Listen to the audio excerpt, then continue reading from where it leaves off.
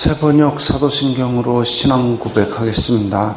저는 전능하신 아버지 하나님 천지의 창조주를 믿습니다. 저는 그분의 유일하신 아들 우리 주 예수 그리스도를 믿습니다. 그분은 성령으로 잉태되어 동정녀 마리아에게서 나시고 본디오 빌라도에게 고난을 받아 십자가에 못 박혀 죽으시고 장사된 지 사흘 만에 죽은 자 가운데서 다시 살아나셨으며 하늘에 오르시어 전능하신 아버지 하나님 우편에 앉아 계시다가 거기로부터 살아있는 자와 죽은 자를 심판하러 오십니다. 저는 성령을 믿으며 거룩한 공교회와 성도의 교제와 죄를 용서받는 것과 몸의 부활과 영생을 믿습니다. 아멘. 거룩하신 하나님 아버지 감사합니다. 간밤에도 편히 쉬게 해주시고 새벽에 기도하는 자리에 불러주시니 감사합니다. 이 시간 저희들 마음 중심으로 주님을 경외하게 하여 주시옵소서. 예수님 이름으로 기도드리옵나이다. 아멘. 찬송가 342장입니다.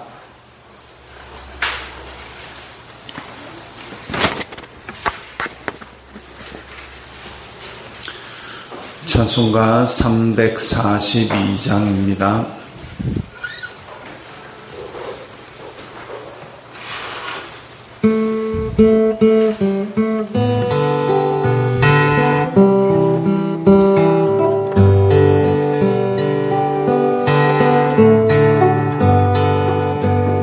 너 시험을 당해 죄 짓지 말고 너 용기를 다해 곧 물리치라.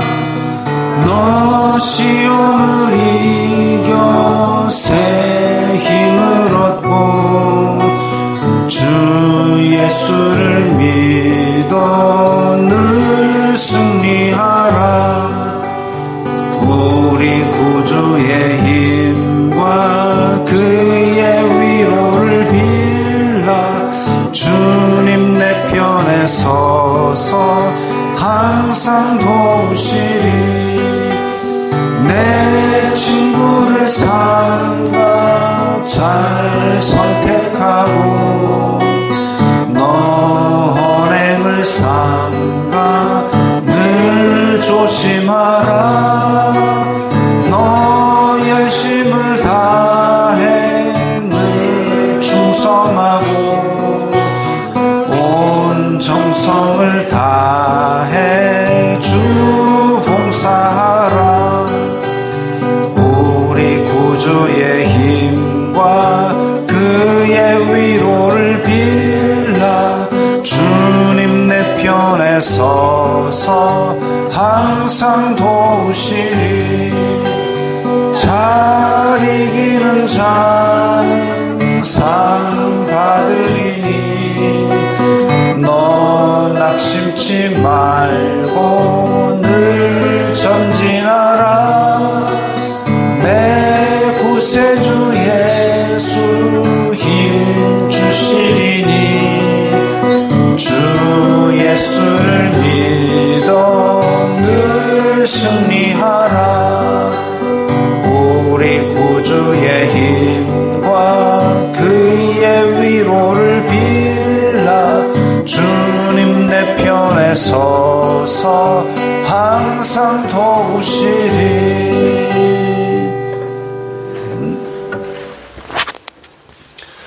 오늘 말씀은 창세기 39장 1절부터 10절까지의 말씀입니다.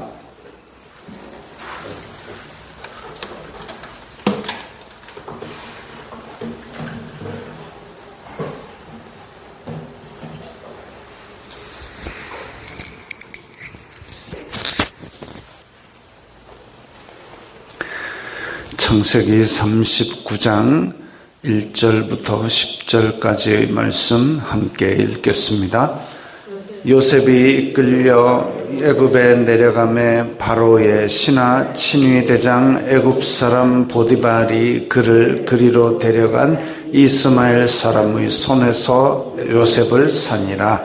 여호와께서 요셉과 함께 하심으로 그가 형통한 자가 되어 그의 주인 애굽 사람의 집에 있으니 그의 주인이 여호와께서 그와 함께 하심을 보며 또 여호와께서 그의 범사에 형통하게 하심을 보았더라.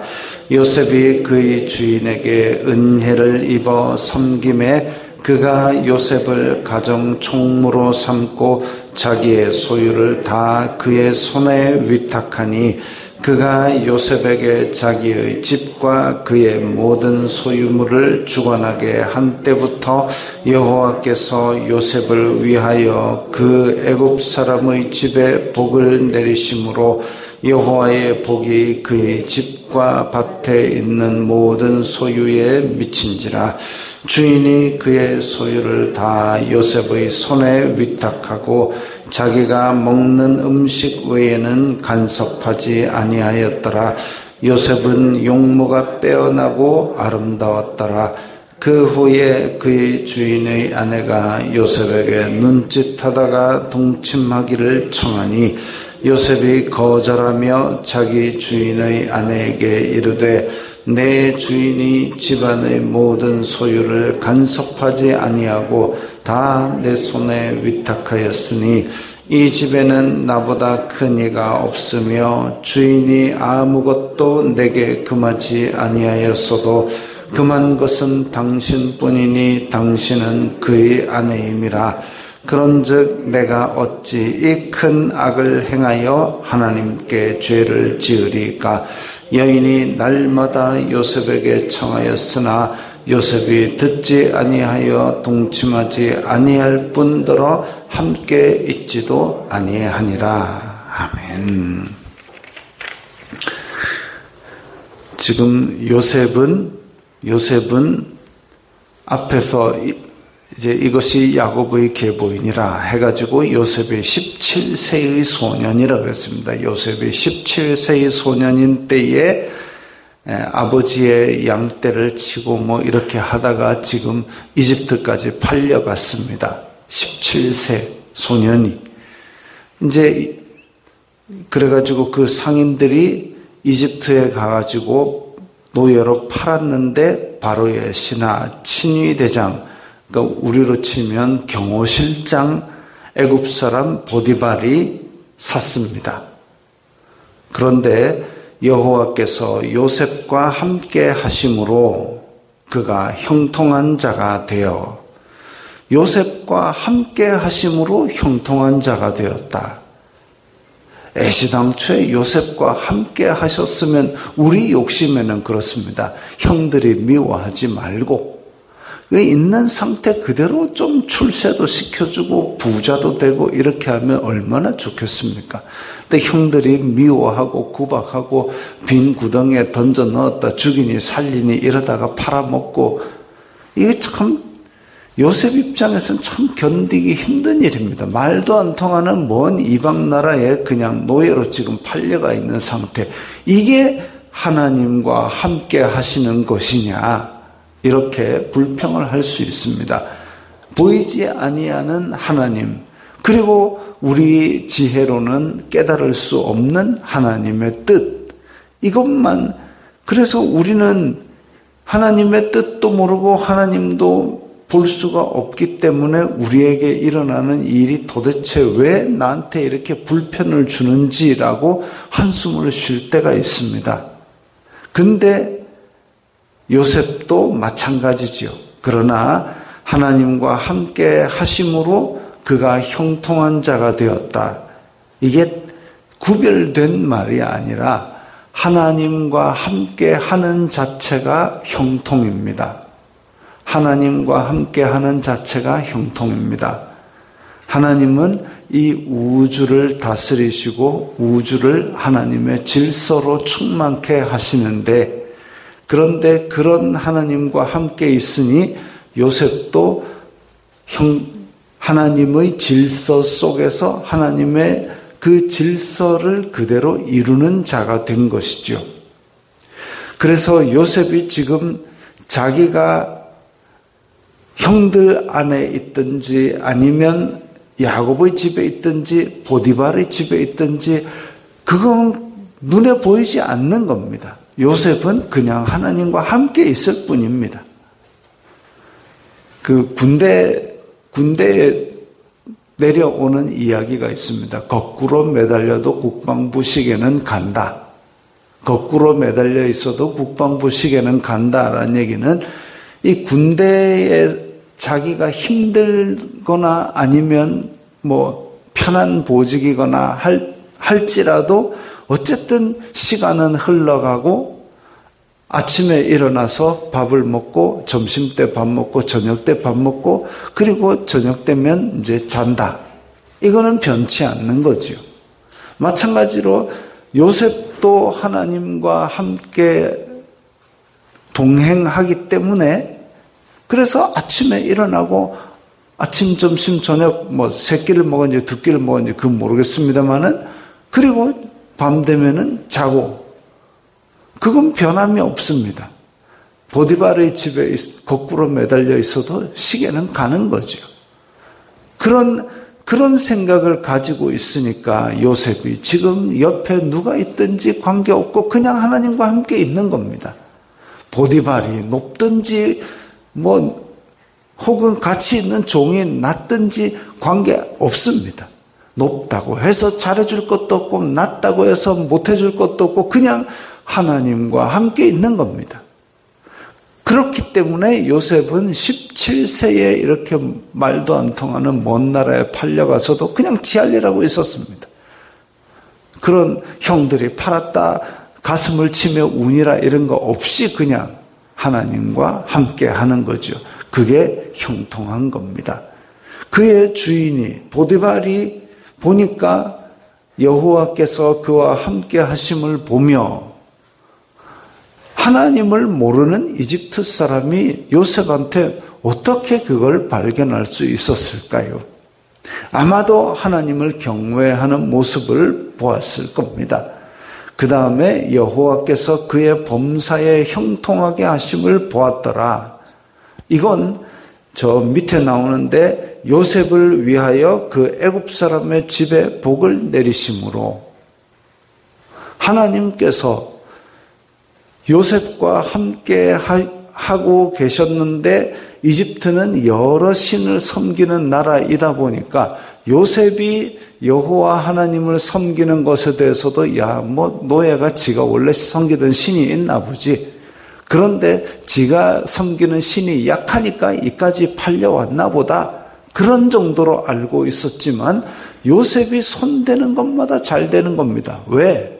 여호와께서 요셉을 위해서 부어주신 거죠. 마치 야곱이 지팡이 하나만 들고 라반의 집에 갔는데 하나님께서 야곱을 위하여 양떼를 불려 주신 특별한 복을 주신 것처럼 그 이방인이 의로워서가 아닙니다. 라반이 의로워서가 아니고 보디발이 의로워서가 아니고 하나님께서 이 요셉에게 요셉은 하나님의 특별한 보호를 받는 사람이다. 하나님의 특별한 은혜를 받는 사람이다. 이걸 보여주기 위해서 그렇게 보디발의 집안에 복을 내리셨던 겁니다. 그러니까 그걸 보면서 이거 뭐 전에 있던 종들보다 지금 훨씬 일이 잘 돌아가네. 요셉이 특별히 일을 잘해서일 수도 있겠지만 하나님께서 손대는 것마다 그렇게 복을 주시는 거죠. 왜? 하나님께서 특별하게 지금 요셉을 은혜를 주고 있다라는 것을 이방인들도 보고 알아라 이겁니다. 이게 아브라함에게 약속하신 복의 근원이죠. 다른 사람들도 너를 통하여 복을 받게 될 것이다. 근데 물질이 늘어나고 건강하고 이런 복들도 그렇지만 궁극적으로는 예수 그리스도를 통한 복음이 그리고 지금 여기는 아직 예수 그리스도의 복음이 전파되기 전이기 때문에 하나님에 대한 제가 믿는 하나님은 진짜 하나님이구나, 진짜 신이구나, 이렇게 하나님을 아는 지식이 흘러가는 것, 이게 바로 하나님께서 궁극적으로 주시고자 하는 은혜입니다.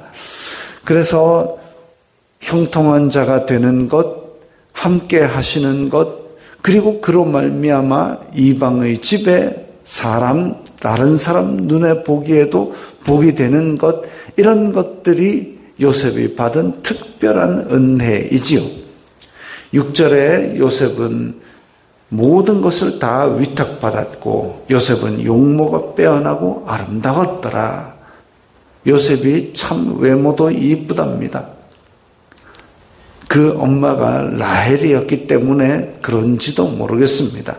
어쨌든 일도 잘하지요. 용모도 빼어나지요. 딱 이방인들 눈에는 이제 너무나도 매력이 철철 넘치는 것처럼 보이는 겁니다.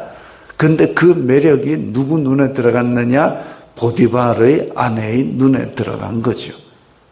그래가지고 눈짓하다가 동침하기를 청하니 이게 참 완전히 가나안 백성처럼 이 이집트에서도 자기 눈의 욕심대로 행하는, 그야말로 육신의 정욕, 안목의 정욕, 이런 것에 똘똘 뭉친 이런 여자가 나타난 겁니다. 어찌 보면 굉장히 큰 시험이자 시련이지요.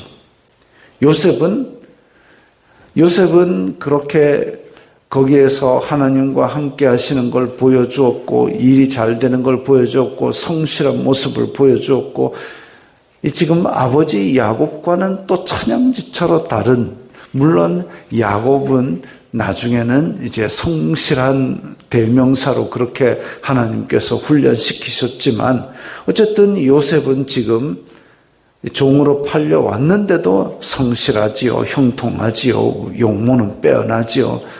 그래가지고 지금 보디발의 아내가 주목하면서 유혹을 하고 있습니다. 근데 요셉은 단칼에 거절합니다. 대조적이지요. 그 아버지 야곱은 라헬 보고 한눈에 반해가지고, 그래가지고 라헬을 나에게 주십시오 했는데 깨어보니 레아라 사기를 당해가지고 또 7년을 또 봉사하고 그렇게 고생을 해가면서, 그 시작은 라헬이 예뻐서 혹 빠졌기 때문에 그렇습니다. 정신 못 차리고 20년이 날아간 거죠. 유다, 그의 형 유다, 그를 팔았던 유다는 자기 아내가 죽었다고 해가지고 이 양털 깎는 데 올라갔다가 값을 치르고라도 죄를 짓는 자리에 나아가게 되고 결국은 그렇게 복잡한 족보를 만들게 되는데, 요셉은 그런 거 없습니다. 단칼에 거절입니다. 이 집에는 나보다 큰 이가 없고 주인이 아무것도 금하지 않았는데 당신 금했는데 그렇게 일로 오면 안 돼 하고 싹둑 잘라버린 거죠. 어찌 이 큰 악을 행하여 하나님께 죄를 지으리까? 그 악을 싹둑 자른 근본적인 원인은 뭐냐면, 나 하나님과 동행하는 사람이야. 그건 하나님께서 금하신 죄니까 싹둑이요 라고 그렇게 금했습니다.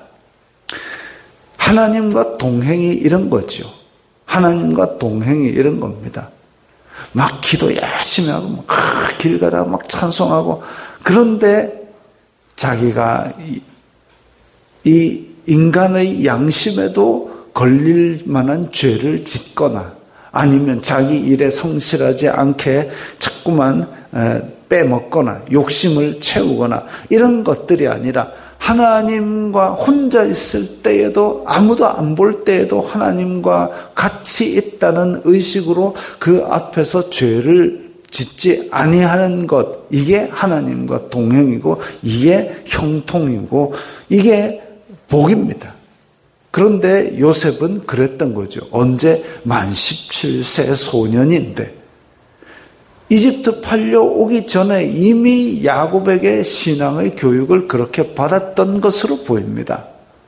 다른 형제들은 양치다가 양도 잡아먹고 동생도 미워하고 팔아먹고 이렇게 하면서 자랐지만 요셉은 이미 하나님과 동행하며 숨겨진 상태에서도 죄를 싹둑 끊어낼 정도로 그렇게 하나님을 두려워하는 인물이었기 때문에 형들의 잘못에 대해서도 고지고대로 야곱에게 다 고해버리고 또 지금 이렇게 먼 나라에 팔려서 아무도 안 보고 아무도 그렇게 지적할 사람도 없는데도 나 하나님과 함께 있으니까 그런 거 하지 마세요 하고 끊어냅니다. 근데 이렇게 한 번을 끊어낸 게 아니라 여인이 날마다 요셉에게 청하였으나 죄는 집요합니다. 죄는 깊어지고 죄는 날마다 퍼지고 죄는 집요하게 우리를 요구합니다.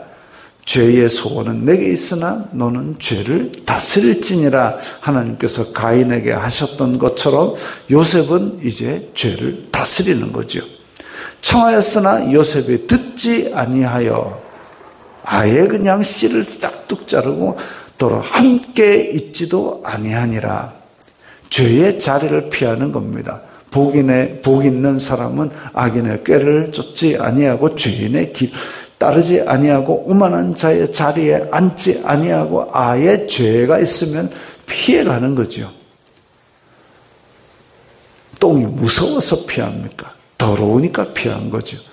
그 더러운 것이 얼마나 더러운지를 하나님과 동행하니까 아는 겁니다. 하나님과 동행하는 사람은 죄가 더럽구나라고 알고 피하는 거죠. 요셉이 딱 그러했습니다. 이건 함께 있지도 아니하니라라는 것은 나는 하나님을 믿기 때문에 고립된다. 안 믿는 사람 다 싹둑싹둑 전화번호부에서 다 지워버리고 고립되라는 얘기가 아니라 세상 속에 살지만 구별된 삶을 사는 거룩함을 나타냅니다.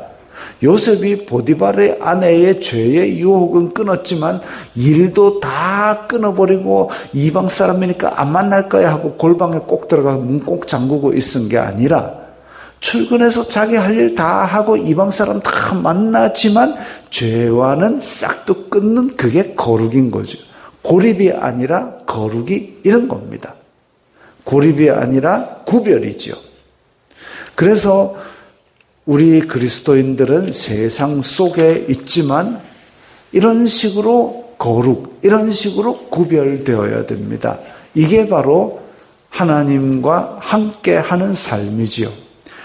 요셉은 예수 그리스도를 예표하는 부분이 있다 그랬습니다. 이렇게 하나님과 함께하는 모습을 보여주는 것, 이게 바로 하나님과 함께하는 임마누엘입니다. 예수님을 예표하는 그것처럼 우리도 또 하나님과 동행한다면, 우리 속에 성령님이 거하신다면 요셉처럼 하나님과 동행함을 다른 사람들 앞에 드러내면서 고립이 아니라 거룩한 삶을 살아야 되는 것입니다. 기도하겠습니다. 거룩하신 아버지 하나님 감사합니다. 저희들에게 믿음을 주시고 성령님이 내주하게 하시니 감사합니다. 저희들이 오늘도 세상 속으로 나아갈 때에 세상 속에서 하나님과 동행함을 나타내어 주시고 거룩하게 구별된 삶을 살게 하옵소서. 예수님 이름으로 기도드리옵나이다. 아멘.